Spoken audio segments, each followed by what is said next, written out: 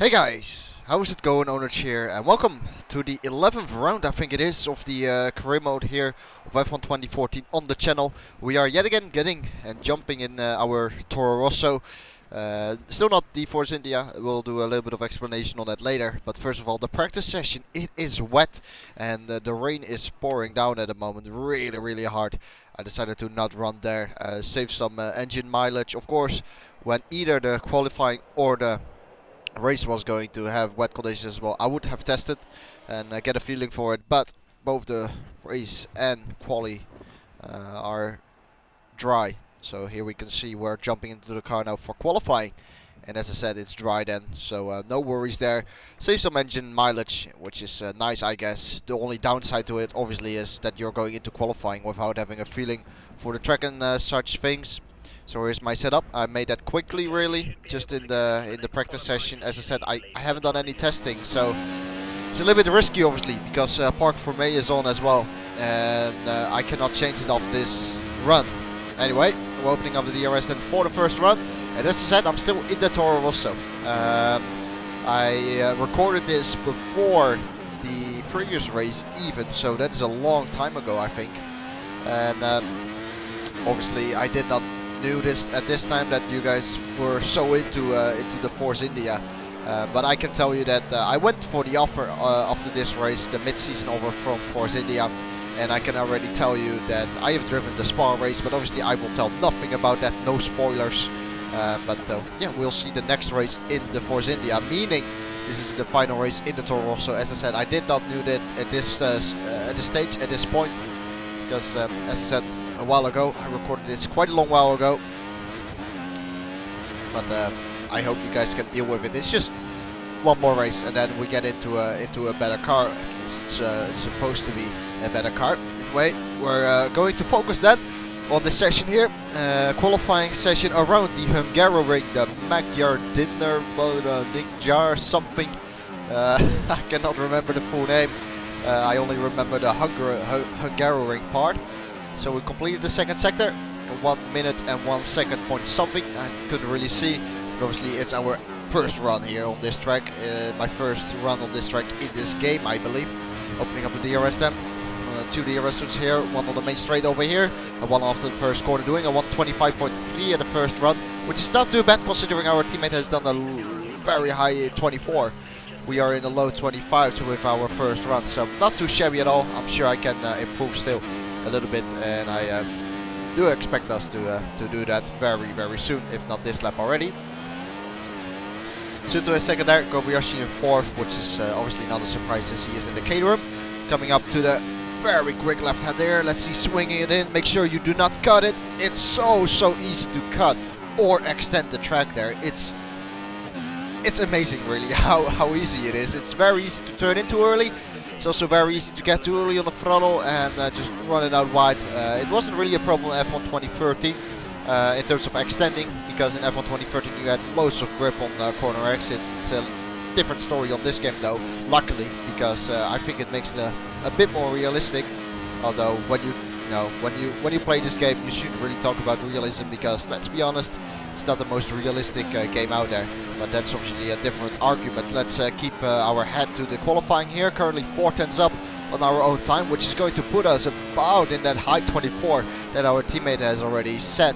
There we go, coming through the final corner, very long right-hander, keeps on going and going. Then you get on the throttle, open up the DRS for the run to the line. Our lap time is a 124.735, meaning it's 6.5 tenths faster, about 6.5 tenths faster than the lap time we have said before, breaking out on 100 meter, but always for this first corner, even having a little bit of a luck up there, but it could have been worse. That is Q1 then, and surprisingly, with that time, up to third place, and who would have expected that? I mean, the field is incredibly close. It really is. I mean, I was third there, and I think our teammate was like 9th with a 0.9, so you know, it's only a 2 tenths difference, but you know, quite a few positions as well are able to fit in that tiny little gap.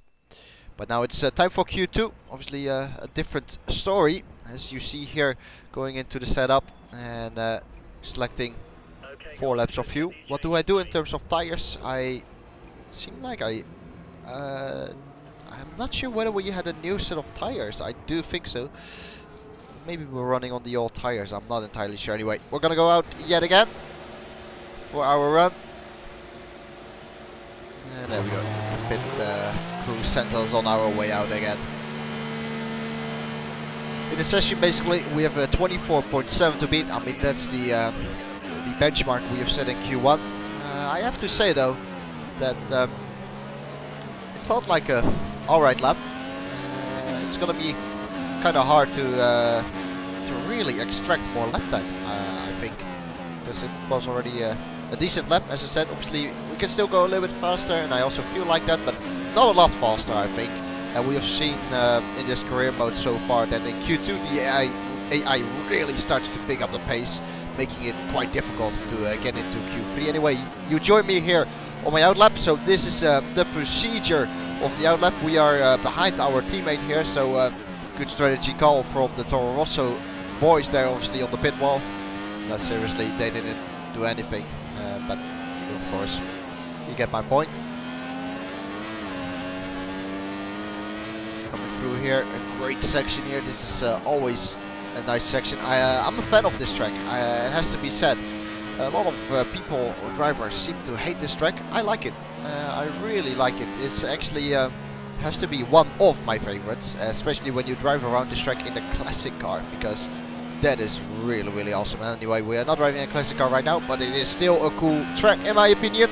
We're gonna come here through the final corner to now get ourselves prepared as we get on the throttle. That is what I'm talking about, the preparation.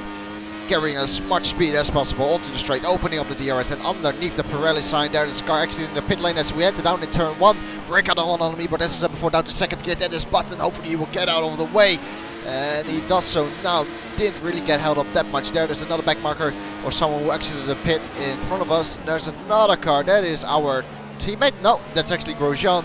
So he must have exited the pit lane as well. Not really great so far in terms of traffic. A lot of traffic on this lap so far as we enter this quick left-hander. Let's have a look. Too far off the curbs there. Yep, I was too far off the curbs, not really nailing the apex, and that certainly has cost us some time. 30.6 first sector. So we head down into the chicane. More traffic. Massa right in the apex there. That's the lap done. That's the lap screwed. Massa just in the way of my apex there. Ricciardo up front here.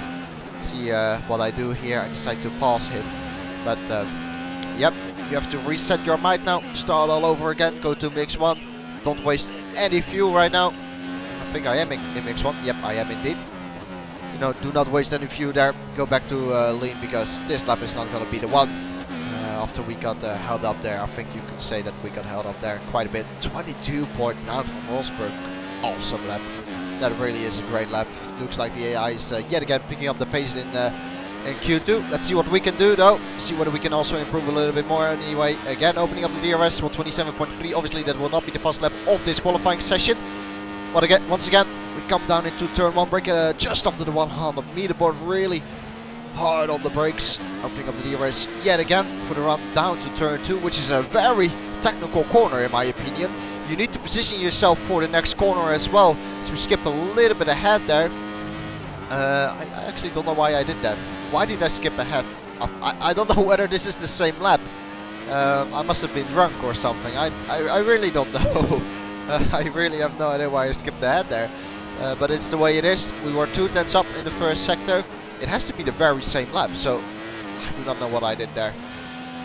Anyway, we're gonna keep on carry on. As I said, for turn 2 I think it is. It's a very technical corner. You need to position yourself for the next corner. Make sure you don't run it out too wide.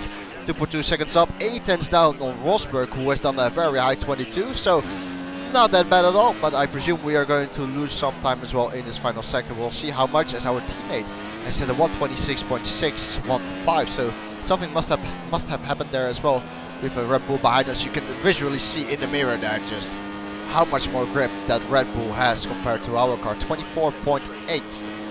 Okay, fraction slower than a Q1 lap, interestingly enough. Let's see what I do here. Do I back out of the lap or do I keep on going? So far I keep on going, but in the end I decided to back out of it and start all over again with one more lap to go.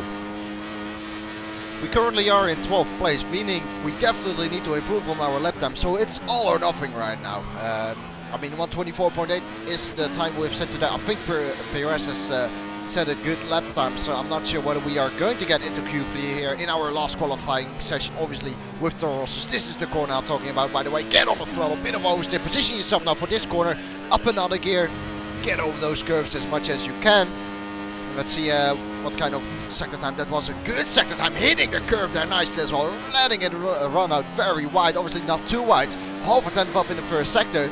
But the corner which starts the second sector, the uphill left-hander, was very good. Once again, getting all over those curves. That's really what you want to do in that chicane. Left and then right yet again. A little bit too far off the apex. Get on the throttle though. Yet again, a little bit wide there. So we come now through this left-hander, flat out obviously. Right-hander, a little bit of a lift before the corner. And then once again get on the power.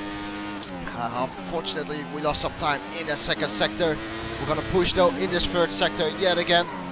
So we come here through this long left-hander, obviously taking a lot of speed in there, as you could see. It's as I said, all or nothing right now, pushing very hard. A little bit of a well, I messed up a little bit there on the corner entry. Let's see what kind of lap time we can get. It seems like an improvement. It is indeed an improvement.